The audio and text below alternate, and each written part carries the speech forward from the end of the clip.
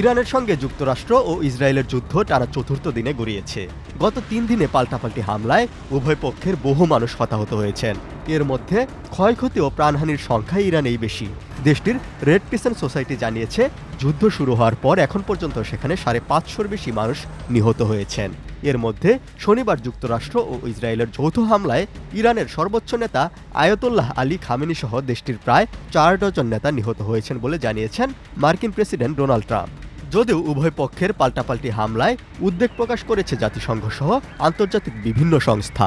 চলমান সংঘাত থামানো না গেলে সেটি বিশ্ব শান্তি ও নিরাপত্তার জন্য বিপর্যয় ডেকে আনতে পারে বলেও সতর্ক করেছেন জাতিসংঘ মহাসচিব আন্তোনিও গুতেরেস। কিন্তু এই যুদ্ধ নিয়ে রাশিয়া, চীন, যুক্তরাজ্য, ফ্রান্স ও জার্মানির মতো ক্ষমতাধর রাষ্ট্রগুলোর প্রক্রিয়া এসেছে বিভিন্ন গণমাধ্যমে। যুক্তরাজ্য জানিয়েছে তারা ইরানের যুক্তরাষ্ট্র ও ইসরায়েলের হামলার সঙ্গে জড়িত নয়। যুক্তরাষ্ট্র ইসরায়েলের সঙ্গে হামলায় যুক্তরাজ্য যোগ দেবে না বলেও জানিয়েছেন দেশটির প্রধানমন্ত্রী কিয়ার স্টারমার। তবে ওই হামলার জবাবে ইরানের বাছবিচারহীনভাবে হামলার কারণে মধ্যপ্রাচ্যে অবস্থানরত ব্রিটিশ সেনা ও নাগরিকদের ঝুঁকিতে পড়তে হচ্ছে বলে মন্তব্য করেছেন যুক্তরাজ্যের প্রতিরক্ষামন্ত্রী জন হিলি। যুক্তরাজ্যের প্রতিরক্ষা মন্ত্রণালয় জানিয়েছে, সাইপ্রাসের একটি RAF ঘাঁটি লক্ষ্য করে রোববার রাতে সন্দেহভাজন ড্রোন হামলা করা হয়েছে।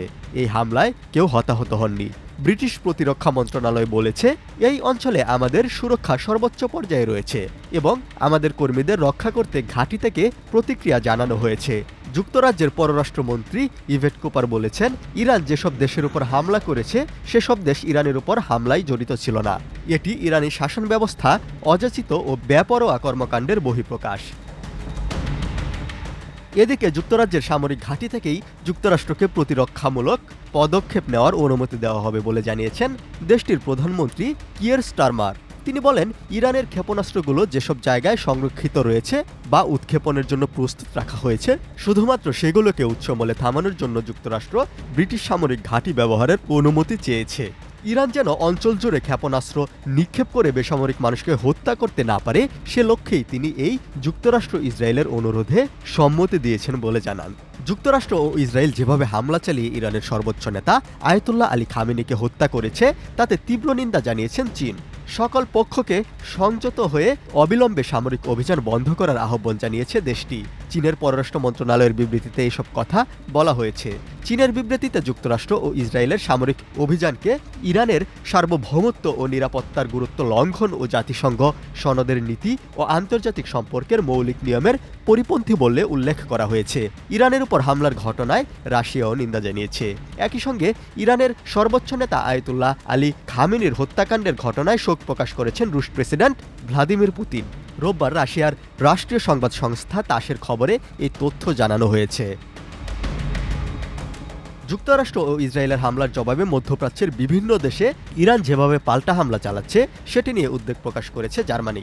ইসরায়েলি সেনাবাহিনীর রেডিওকে জার্মানির রাজনৈতিক ও সামরিক সূত্রগুলো জানিয়েছে, চলমান সংঘাতের মধ্যে আঞ্চলিক দেশগুলোতে ইরান হামলা বন্ধ না হলে দেশটির বিরুদ্ধে যুক্তরাষ্ট্র ও ইসরায়েলের অভিযানে যোগ দেওয়ার বিষয়টি বিবেচনা করবে জার্মানি। জার্মান পররাষ্ট্র মন্ত্রণালয়ের কর্মকর্তারা এবং পররাষ্ট্র বিষয়ক কমিটির সদস্যরা রেডিওটিকে জানান, যুক্তরাষ্ট্রের সঙ্গে সম্ভাব্য সামরিক পদক্ষেপের পরিকল্পনা ইতিমধ্যেই চলছে। এতে বিমান হামলায় অংশগ্রহণ এবং সামরিক ও আকাশপথে সহায়তা দেওয়ার বিষয়গুলোও অন্তর্ভুক্ত রয়েছে। যুক্তরাষ্ট্র ও ইসরায়েলের হামলায় ইরানের সর্বোচ্চ নেতাকে হত্যার ঘটনায় সন্তোষ প্রকাশ করেছে ফ্রান্স।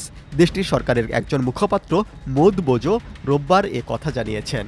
ফ্রান্সের RTL টেলিভিশনকে তিনি বলেছেন, খামেনি ছিলেন একজন নিপীড়ক ও দমনমূলক এক নায়ক, যিনি তার নিজ দেশের জনগণকে দমন করেছিলেন, নারী, যুব ও সংখ্যালঘুদের অধিকার লঙ্ঘন করেছিলেন এবং সম্প্রতি দেশটিতে হাজার হাজার বেসামরিক নাগরিকের মৃত্যুর জন্য দায়ী।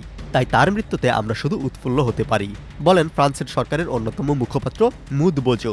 এছাড়া মধ্যপ্রাচ্য নিজেদের স্বার্থ রক্ষায় পদক্ষেপ নিতে ফ্রান্স প্রস্তুত রয়েছে বলেও জানান কর্মকর্তারা। ইউরোপীয় ইউনিয়নের পররাষ্ট্রনীতি বিষয়ক প্রধান কাজা কালাস বর্তমান পরিস্থিতিকে বিপজ্জনক আখ্যায়িত করেছেন। এক্সে দেওয়া এক বিবৃতিতে তিনি বলেন, ইইউ ইরানের উপর আগেই কঠোর নিষেধাজ্ঞা দিয়েছে এবং পারমাণবিক ইস্যুসহ সব বিষয়ে কূটনৈতিক সমাধানের বিষয়টিকে সমর্থন দিয়েছে। কাজা কালাস বলেন, তিনি ইসরায়েল সহ মধ্যপ্রাচ্যের অন্যান্য দেশের পররাষ্ট্রমন্ত্রীদের সঙ্গে কথা বলেছেন। এছাড়া তিনি সাধারণ মানুষের নিরাপত্তা নিশ্চিত করা এবং আন্তর্জাতিক আইন মেনে চলা সবচেয়ে জরুরি বলে মন্তব্য করেছেন। ইতালির প্রধানমন্ত্রী জর্জিয়া মেলোনির দপ্তর থেকে বলা হয়েছে, উত্তেজনা কমাতে তারা মিত্র ও আঞ্চলিক নেতাদের সঙ্গে আলোচনা চালিয়ে যাবেন। অস্ট্রেলিয়ার প্রধানমন্ত্রী অ্যান্টনি আলবানিজ বলেছেন, ইরান যাতে পারমাণবিক অস্ত্র তৈরি করতে না পারে এবং আন্তর্জাতিক শাস্তি ও নিরাপত্তার জন্য হুমকি হয়ে না দাঁড়ায়, সেজন্য যুক্তরাষ্ট্রের নেওয়া পদক্ষেপকে তারা সমর্থন দিয়েছেন।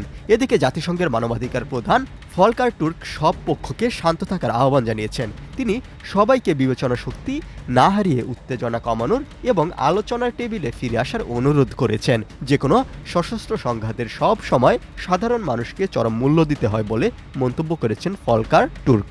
তিনি আন্তর্জাতিক আইন মেনে বেসামরিক নাগরিকদের সুরক্ষা দেওয়ার প্রতি গুরুত্ব দিয়েছেন।